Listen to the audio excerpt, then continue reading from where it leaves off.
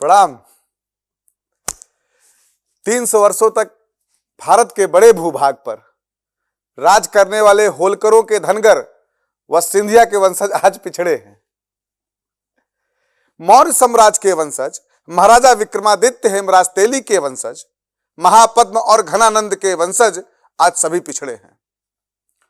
महर्षि वाल्मीकि, महर्षि वेदव्यास, आचार्य विदुर, सम्राट चंद्रगुप्त और अशोक जैसे महापुरुषों के वंशज भी आज अनुसूचित जाति, अनुसूचित जनजाति या पिछड़ा वर्ग कहलाते हैं।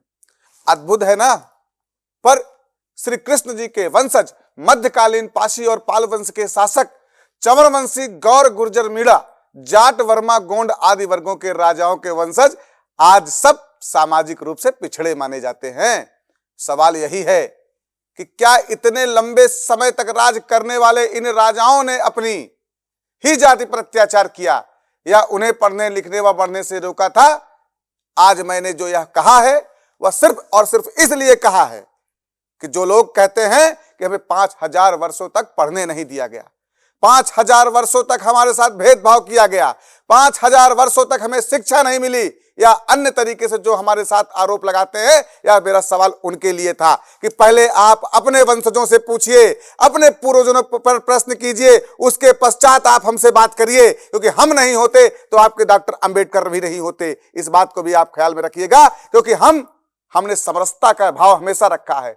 हमने सबको शिक्षित किया है, सबको एक साथ लेकर चलने का कार्य किया है और भारत ही नहीं पूरे संपूर्ण विश्व को सब कुछ देने का कार्य किया। और आज चंद्रशेखर रावण जैसे लोग आकर के राजनीति की खातिर हमें ज्ञान देते हैं कि हमने कुछ नहीं किया, हमने भेदभाव किया। अरे जाइए चंद्रशेखर रावण, पहले अपने आप से पूछिए, सवाल पूछिए कि जहां पर मामला दलित बनाम मुसलमान हो जाता है वहां पे आपकी आंखें अगल बगल झांकती नजर आती हैं, पर उस मुद्दे पर या उस मामले पर कभी आप देखते तक नहीं जाते हैं। और आज आकर आप हम पर आरोप लगाते हैं। शर्म करिए।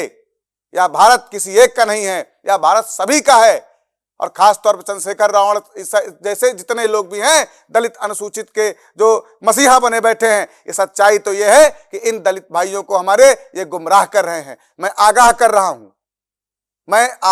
रहा हूं आप सबको, इनकी बातों में मत आइए, क्योंकि जो हमारा सामाजिक ताना बाना है आज से नहीं कई सौ वर्षों से चला जा रहा है और ऐसे ही चलता रहेगा। पर अब इन जैसों को सबक सिखाने का समय आ गया है। ख्याल रखिएगा, मेरी बातों पर ध्यान दीजिएगा, क्योंकि मैं एक समरसता का संदेश लेकर के आ रहा हूं।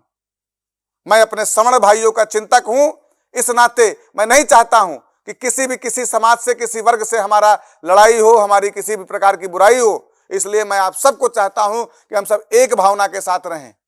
बहुत बहुत धन्यवाद। मिलते हैं।